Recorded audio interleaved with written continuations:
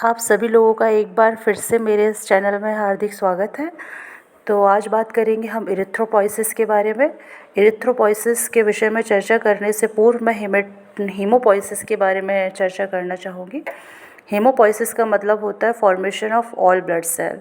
जैसा कि हम जानते हैं कि ब्लड में 3 प्रकार की सेलें होती हैं, आरबीसी, डब्ल्यूबीसी और प्लेटलेट्स।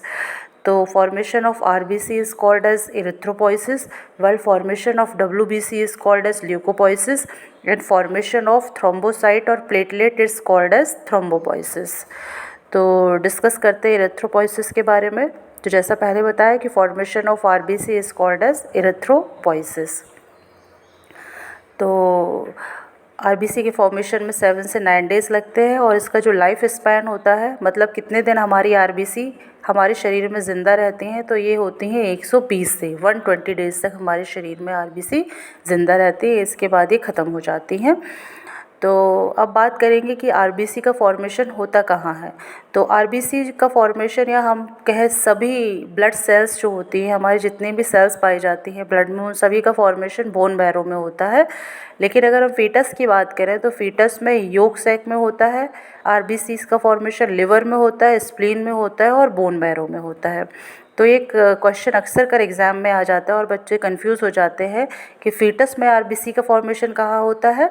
तो फ़ीटस में yolk sac, liver, spleen, bone marrow, इन चारों जगह आरबीसी का फॉर्मेशन होता है। जबकि अगर हम चिल्ड्रन में बात करें तो जो बोन मैरो होती हैं सभी बोन्स की, उन सभी बोन की बोन मैरो में आरबीसी का फॉर्मेशन होता है। जबकि एडल्ट में सभी बोन्स की जो बोन मैरो होती है वो आरबीसी की सिंथेसिस करने के लिए कैपेबल नहीं रह जाती, क्योंकि एजिंग के साथ साथ बोन मैरो डीजनरेट होने लगती है। इसलिए एडल्ट्स में जो बोन मैरो होती है, लॉन्ग बोन्स की बोन मैरो, उसमें आरबीसी का सिंथेसिस होता है। तो वो कौन कौन सी बोन्स होती हैं जिसमें आरबीसी का सिंथेसिस होता है एडल्ट्स में, तो आपको बताना चाहूँगी वो होती है sternum, ribs, vertebrae, skull, pectoral girdle, pelvis, upper end of humerus and upper end of femur. तो अब बात करते हैं इनको याद कैसे करेंगे। तो याद इस तरीके से कर लेंगे कि पहले अगर हम अपना रिब केज देखें तो रिब केज जो होता है वो उसमें स्टर्नम होता है, पीछे वर्टिब्री होती है और उनको रिब्स जो होती है वो आपस में कनेक्ट करती है। तो 3 बोन्स तो ये हो गई, स्टर्नम, रिब्स, वर्टिब्री। जबकि हमारा स्कल होता है, स्कल के बाद पेक्टोरल गर्डल होता है और फिर पेल्विस होता है। पेक्टोरल गर्डल से लगा हुआ जो पार्ट होता है वो अपर एंड ऑफ ह्यूमरस होता है, जबकि पेल्विस से लगा हुआ part upper end of femur होता है। तो अगर आप इस तरीके से याद करेंगे कुछ ट्रिक बना के, तो आपको चीज़ें ज़्यादा समय तक याद हो पाएंगी। जैसा मैंने पहले भी आप लोगों से कहा है और नहीं कहा है तो अब बता देती हूँ कि आप लोग जब भी पढ़ाई करें तो बहुत नोट्स जो हैं वो बहुत कंसाइज बनाएं, और जिससे आपको एग्ज़ाम के टाइम रिवीज़न करने में आसानी हो। और इसके साथ साथ जब भी कोई नई चीज़ अगर आपको लगता है कि ये फ़ायदेमंद है और ये हमारे को कंटेंट से रिलेटेड है, तो आपको उस जो नया मैटर है या जो भी नई इन्फॉर्मेशन है वो आपको अपने नोट्स में ऐड ऑन कर देना है। तो नोट्स ज़रूर बनाएं और मल्टीपल बुक कंसल्ट करने की वजह एक ही बुक कंसल्ट करें और मल्टीपल रिवीजन दें।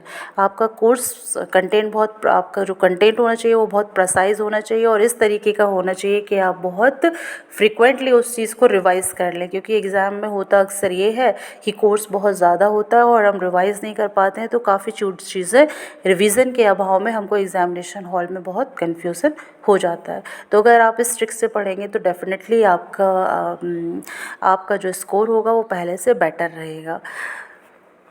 एक चीज़ आप लोग ध्यान रख लीजिएगा, जो बोन मैरो में जो स्टेम सेल होती हैं वो टोटिपोटेंट इन नेचर होती है। टोटिपोटेंट का मतलब होता है कि वो किसी भी तरह की सेल में बदल सकती है, वो किसी भी तरह की सेल बना सकते हैं। इसलिए आजकल एक नई रिसर्च चल रही है कि जो बच्चे जब पैदा होते हैं तो उनका जो अम्बिलिकल कॉर्ड का जो ब्लड है वो प्रिजर्व कर लिया जाता है, ताकि भविष्य में अगर बच्चे को कोई भी डिज़ीज़ हो या कोई भी प्रॉब्लम हो तो उन जो प्रिजर्व सेल है उनसे ओरिजिनल सेल बनाकर बच्चों की थेरेपी की जा सके। तो ये लेटेस्ट टॉपिक है कि जो हमारी बोन मैरो में जो सेल होती है वो टोटिपोटेंट इन नेचर होती है। तो डिस्कस करते हैं हेमोपोइसिस के बारे में। जैसा मैंने अपने नोट्स में भी शेयर किया है कि एरिथ्रोपोइसिस का मतलब होता है फॉर्मेशन ऑफ आरबीसी। तो आरबीसीज़ का जो फॉर्मेशन होता है वो बोन मैरो में सेल्स पाई जाती है जिन्हें हम हेमोसाइटोब्लास्ट कहते हैं या इन्हें पीयूएससी भी कहते हैं। पीयूएससी मतलब होता है प्लूरीपोटेंट अनकमिटेड स्टेम सेल। अब जो मदर सेल्स होती हैं जिनसे डॉटर सेल प्रोड्यूस होती है तो मदर सेल्स के आगे हमेशा ब्लास्ट लगता है और जो डॉटर सेल्स प्रोड्यूस हो जाती है उनमें साइट लगता है। ये कॉन्सेप्ट है, याद रख लीजिएगा। तो हेमोसाइटोब्लास्ट या पीयूएससी से प्रो एरिथ्रोब्लास्ट बनती है, प्रो एरिथ्रोब्लास्ट से अर्ली नॉर्मोब्लास्ट बनती है, इसके बाद इंटरमीडिएट नॉर्मोब्लास्ट बनती हैं, फिर लेट नॉर्मोब्लास्ट बनती हैं, फिर रेटिकुलोसाइट बनती है, इसके बाद आरबीसी बन जाती है जिसको हम एरिथ्रोसाइट कहते हैं। और रेटिकुलोसाइट और आरबीसी दोनों सर्कुलेशन में रहती हैं। अब हम बताते हैं कि ये जो आरबीसीज़ का फॉर्मेशन होता है इस दौरान सेल्स में क्या चेंजेस आते हैं। तो जो सेल साइज़ होता है वो डिक्रीज़ हो जाता है मैचुरेशन के साथ साथ। मतलब जैसे हम हीमोसाइटोब्लास्ट से प्रो एरिथ्रोब्लास्ट और अर्ली नॉर्मोब्लास्ट, तो सबसे बड़ी सेल्स जो होंगी वो हीमोसाइटोब्लास्ट होंगी और सबसे छोटी सेल्स जो होंगी वो आरबीसी होंगी।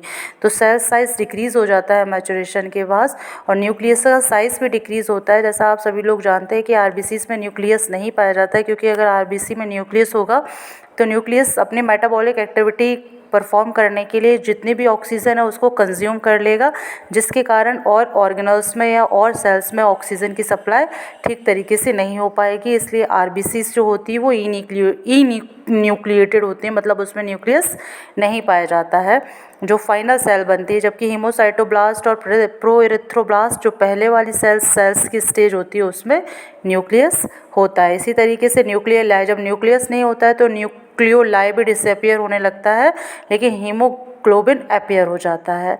और साइटोप्लाज्म क्या होता है, इंक्रीज़ हो जाता है, क्योंकि जब न्यूक्लियस डिसअपियर होगा तो न्यूक्लियस और साइटोप्लाज्म रेशियो को मेंटेन करने के लिए साइटोप्लाज्म इंक्रीज़ हो जाएगा। तो ये आपको याद कर लेना, अक्सर इन पे छोटे छोटे क्वेश्चन आते रहते हैं।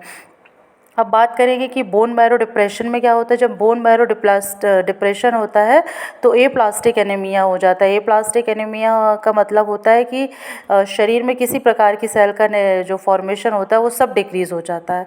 जितने भी ब्लड सेल्स पाई जाती हैं like RBC, WBC and platelets, ये सब कम हो जाती है। ये अक्सर कैंसर की थेरेपी में होता है। जो कैंसर में ड्रग्स दी जाती हैं उनसे क्या होता है, बोन मैरो सप्रेशन हो जाता है और पेशेंट में एप्लास्टिक टाइप का एनीमिया पाया जाने लगता है। तो आशा करती हूँ आपको ये एरिथ्रोपोइसिस समझ में आया होगा।